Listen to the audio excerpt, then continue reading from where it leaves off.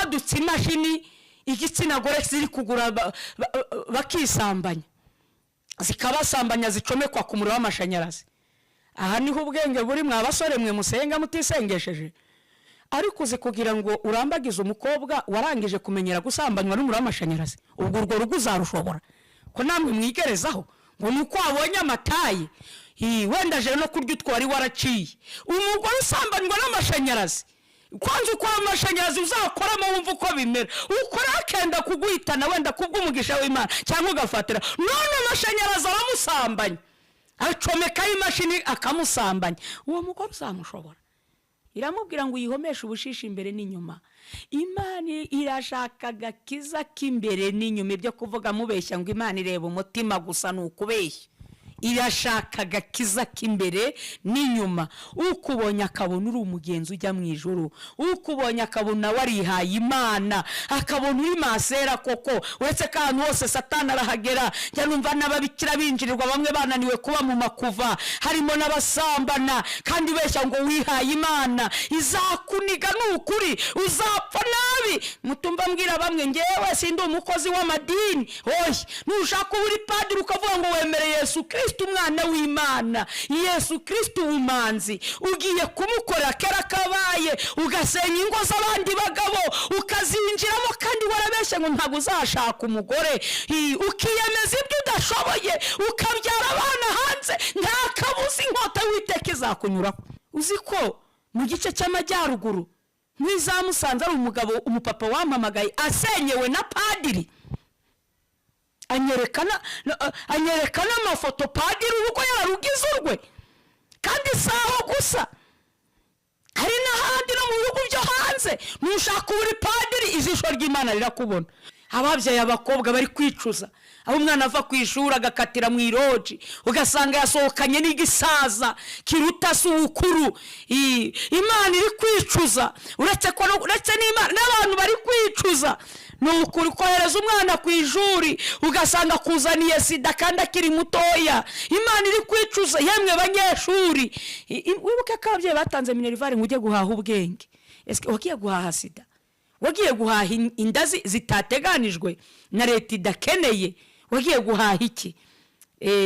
Aho ngaho ubitekerezeho. Nturi guhima ababyeyi, nta nubwo uhimye igihugu, ahubwo ni wowe uri kwiyangiza ejo hazaza. Fite ikibazo cy'ubusambanyi buteye ubwoba ku bana b'abakobwa bari hanze aha. Fite ikibazo cy'ubusambanyi ndi kwibaza, kandi igihugu kirebera, itorero riri kurebera, bakabambara n'ubusa. Ejo abagore bazabasha kuboneka, ababyeyi b'igihugu bazavahe? None kabeshi bimariyemo udupira muri kwiteza ishinga ngo mudasama inda zitateganijwe, ubundi mugasambana. Ejo iraba yaboze kubera amakanseri ndetse no gusambana. Ejo ababyeyi b'icyitegererezo bazavahe? Tuzabakurahe? Ibi bitumye Imana yicuza. Icyatumye irema umuntu iricujije koko, ntibiteye isoni. Dufite ikibazo cy'abantu bazavamo abagabo ejo hazaza bagahagarara mu cyuho nk'abapapa b'igihugu. Niba uri umwana w'umusore usanga mu busore bwawe nturagira n'imyaka bamwe 30, ariko umaze kugira abana barenze 5, uri kubyara hirya no hino, urusha so wakubyaye kubyara kandi ntufite naho kubarerera. None urabona imibereho yawe ejo hazaza, kandi uritwa umusore. Nibura wenda abakobwa numvisha bavita ngo n'abafiyemere. Ubusaba abasore bo bafite abana turabita iki? Ni garisopere. Arewe. Garisopere. None niba warangije ubusore bwawe, Imana izaherehe iguha umugisha kugira ngo ejo hazaza uzavemo umugabo nyamugabo wo guhagarara mu cyuho, ukaba waba umugabo wo guhagarara igihugu. Waramazwe n'uburaya, none bamwe mwabaye n'abatinganyi. Hari agasore nabonye ngo kiyise Chantal, bagamagaye ngo Chantal nako karame, cyakoze kacumuje abagabo beshi. Bamwe ngo karamizwe ngo yabandi baramutuka, gusa nagiye ndi guseka. Nukuri umuntu w'umusore uri gushyira uri kwiyita umukobwa, umusore uriyambika amabere, ejo hazaza tuzakura hehe abahagarara mu cyuho bakahagararira igihugu bakavamo abayobozi b'igihugu. Niba uri gucuranga ibyuma mu rusengero uri igitinganyi, usambana n'abandi basore, niko ye wa musore we, ni gute abasore bagenzi bawe bazajya bagutinya boshye? Umusore ugezeho ngo naragukunze, ngo urabitekereza, uri gutereta abasore bagenzi bawe. Wibuke ko Imana yarimbuye Sodomo na Gomora ibahoye ubusambanyi bwitwa ubutinganyi, kuryamana n'abandi bagabo. Kandi amadini amwe namwe ku isi, mu rwego rw'isi, muri kubisinyira hejuru y'inda nini, hejuru yo kugira ngo amahanga, ibihugu by'amahanga bibashyigikire. Ndabwira aba bantu bitwa abapasiteri batingana, ndabwira aba bakristo, ndabwira amakorari ari mu buraya buteye isoni, ibyaha by'indengakamere. Icyambere Imana yicuje icyatumye ibarema, ikindi gikurikiyeho kuramwe mu isi Imana ikubakuyeho. Abenshi mugiye kujya mupfa mukenyutse, abenshi mugiye kujya mupfa batazi kibishe, abandi mutewe n'indwara z'ibyorezo. Niki kibateye gukora mu jisho ry'Umuremyi mukangiza isura y'isumba byose? Ariko mwigeze mubona, reka tujye ku nyamaswa, inyamaswa ziturusha gukiranuka koko? Mwigeze mubona isekurume y'agahene, nubwo ari ihene, ihangara kuri irindi sekurume y'ihene? Ikimasa cy'inka gihangara ikindi kimasa cy'inka? Kuki inyamaswa zitushije gukiranuka? Yemwe abubatsi ngo ari abakristo, kuki inuma, igisake n'igikokokazi bibasha gukundana ku buryo inuma, igisake n'urugero niba gipfuye, icyo gikokoka, icyo gisigaye cy'ikinumakazi kitabasha kuvuga ngo kirinjirirwa n'indi numa? Ntibibaho, irapfakara mirere na mirere. Ariko dufite ikibazo cy'uko umugore ari gusigarana n'abana 5, 6, ugasanga araka umuriro kurusha inkumi, asigaranye abana 10, asigaranye abana 8, ariko nawe ari mu butayu ngo ari harabohoza umugabo. Ngo Imana imushumbushe. Babagore mwe ni muri inkunguzi koko? Ubugiye kureba iko utabonye si koko? Tubwizanye ukuri. Kandi ngo uri kubohoza umusore. Hari n'abarumbiye Imana bitwa abahanuzi, kasanga n'umupfakazi w'umuhanuzi yasigaranye abana, ariko ugasanga akagenda kihambira akana kagahunga kakabeshya ngo Imana yavuze ko ari we bazabana, ngo nitabyemera ngo iramwica. Mburira abasore, muzagukangisha akavuga ngo Imana yavuze ko tuzabana. Basore mube muntega amatwi munyumve, akagukangisha icyo gikangisho. Harimo abo bajya babeshya ngo nutabyemera ngo Imana irakwica. Icyo ni ikinyoma cyujuje imva, cyambaye ikinyoma. Ni ukuri, niba Imana ishaka kuzamugira umugore igomba kukugenderera wewe ubwawe. Marayika agomba kugusanga akamukwereka, Imana igomba kugusanga cyangwa ngo ukiyumvira ijwi.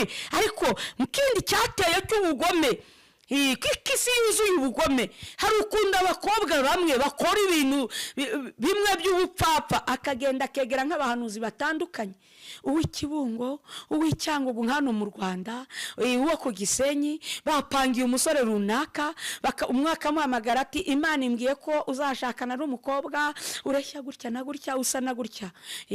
Mwa basore mwe muramenye mutazagwa mu ruzi murwita ikiziba.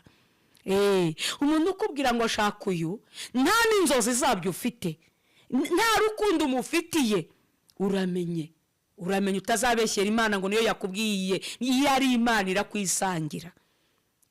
Ahubwo abahanuzi bashobora no kuza nyuma ari ibimenyetso. Ako tukarengeho n'abakobwa, kandi mboneye kubaburira kuko ari n'abakobwa bapangirwa gutyo. Nzu umukecuru bahaye amafaranga 100,000 wo mu ntara sindavuga hariho, agenda hanurira umukobwa mwumvisha umusore ko natamushaka, ngo Imana izamwimura ibyaro kandi ngo akazapfa vuba, ngo nakora ubukwe gutyo. Uwo mukobwa ashaka umusore atateganije, bitari muri gahunda ziko ari Imana. Ikibabaje yegezeyo barananiranwa, kandi wa mukecuru yahanuye yuko ngo bazabana, ngo bakazasazana, ngo bazabona buzukuru. Ese uwo mukecuru burya nta batabeshya, ntaho Satani atagera no mu bakecuru agerayo. None ntuwo mukecuru ahangaye kubeshyera Imana ngo iravuze, agashyingira abantu atari Imana ibikoze. ugira ngo ntazabazwa ubugingo bw'uwo mukobwa ndetse n'uwo mukobwa. Aha hantu mwitondera, isi yuzuye ubugome no mu buhanuzi. Munakaza akarya ibyawe, akarya imitungo yawe, abeshya ngo ni Imana, ngo tanga aya mafaranga, ngo tanga Isaka. Bakabeshya abanyaburayi, umuntu yaguhamagara ari uw'Iburayi cyangwa muri Amerika ngo sengera, ngo jevo praye, ngo tanga ngo amadolari 3,000, ngo nkugire ku musozi, ngo nutayatanga ngo icyumweru kimwe urabupfuye. Barababeshya. Ntago Imana, impano z'Imana zigurishwa ifeza.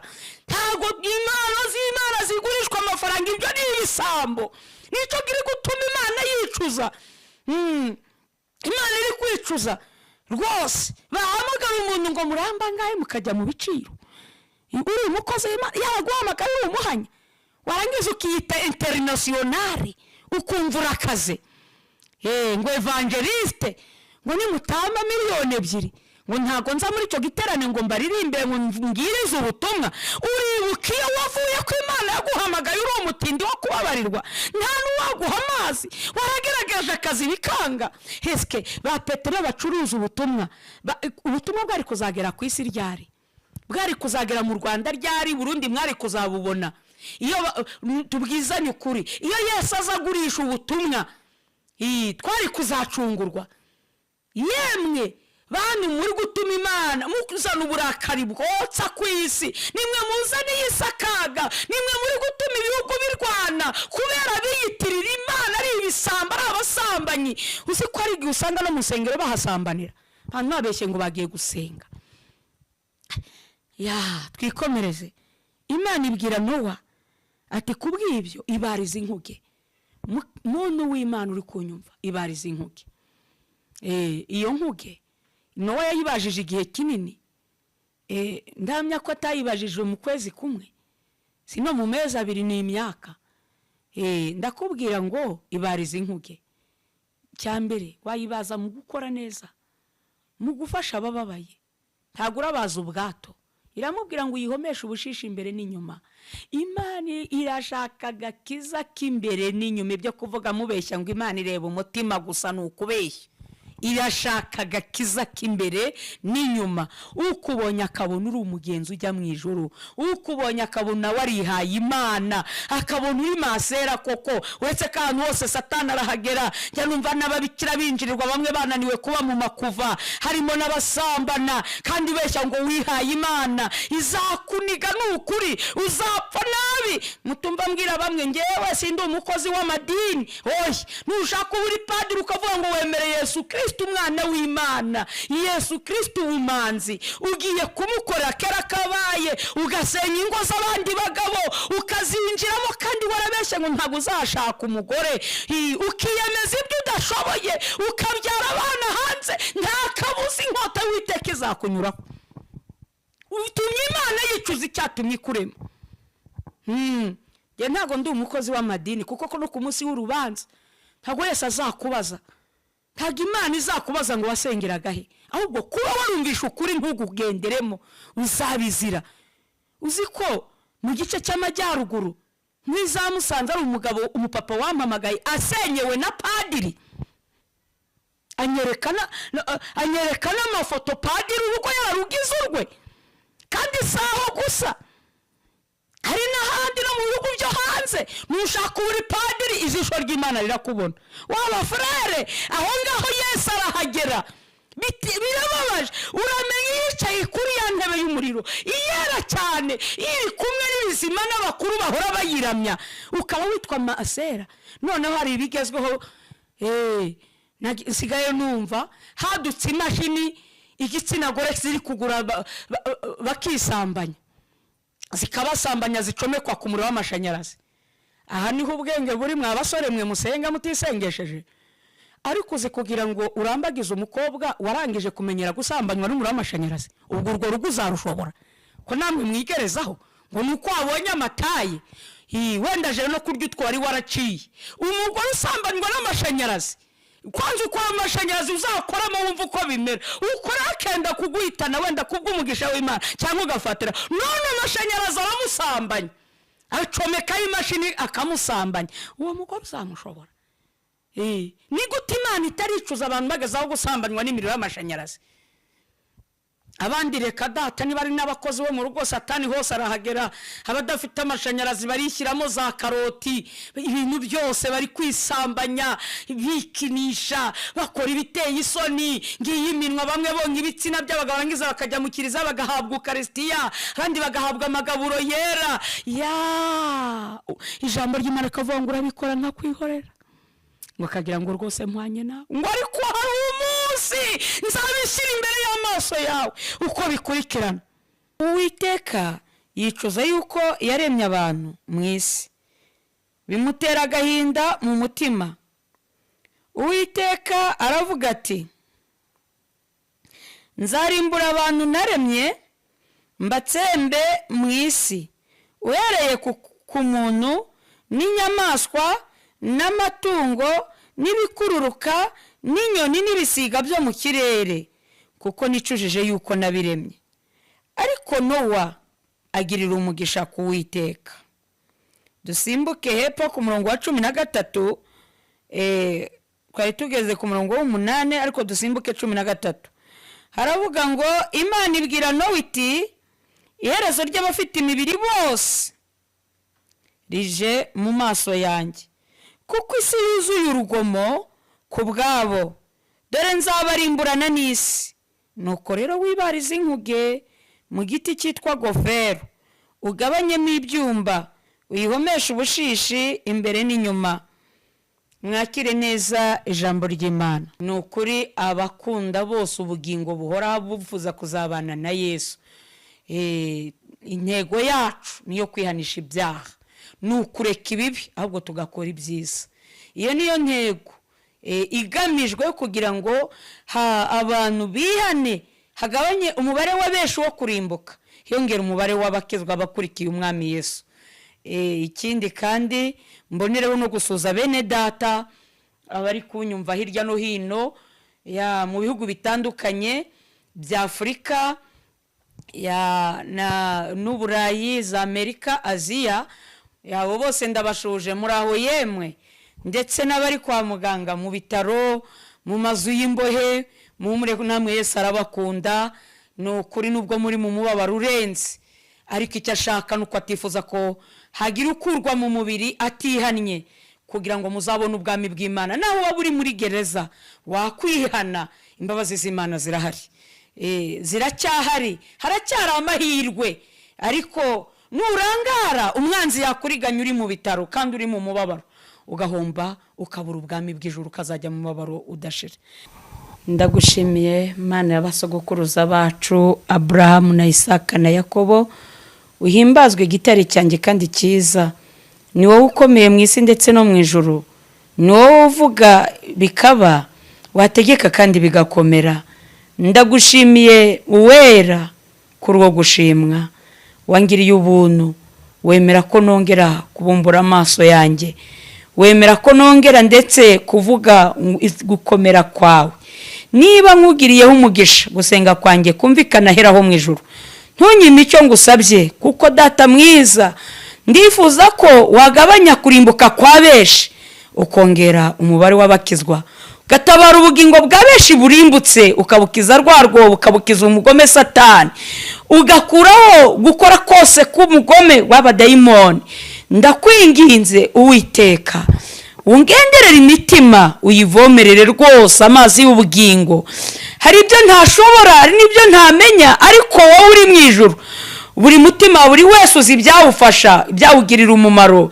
Kubw'amaraso yamenetse igorogota, reka yongere abe gukomanga kuri buri wese, kugira ngo data mwiza wo mu ijuru bibuke abana b'abantu gucungurwa kwabo, bibuke neza, bibuke urukundo rutagira akagera Imana yakunze abari mu isi cyane, kugira ngo bagarukire umuremyi data wo kwizera, bahunga umujinya uzatera isi, kuko ushimye ko mvuze impanda mu kanwa kanjye. Wemere Kristo, ntibibe ibyo kuvuga gusa, ahubwo bigire umumaro. Ngahoramira ubugingo bwa benshi, nubwo umuntu yaba ari mu bitaro, ariko niwemere ko apfa atihannye, yaba ari mu nzu y'imbohe, iri jwi rimugereho. Aho ari hose Mana data, ijwi ryawe rigere aho njyewe riziki ntatekereza ko ryagera. gahuramira ubugingo bwa benshi bwe kuzarimbuka ku munsi w'urubanza, abantu be kuzakorwa n'isoni ko babashije kumva uyu muburo. Urakoze kubyumvishije, ni mu izina rya Kristo Yesu, amen.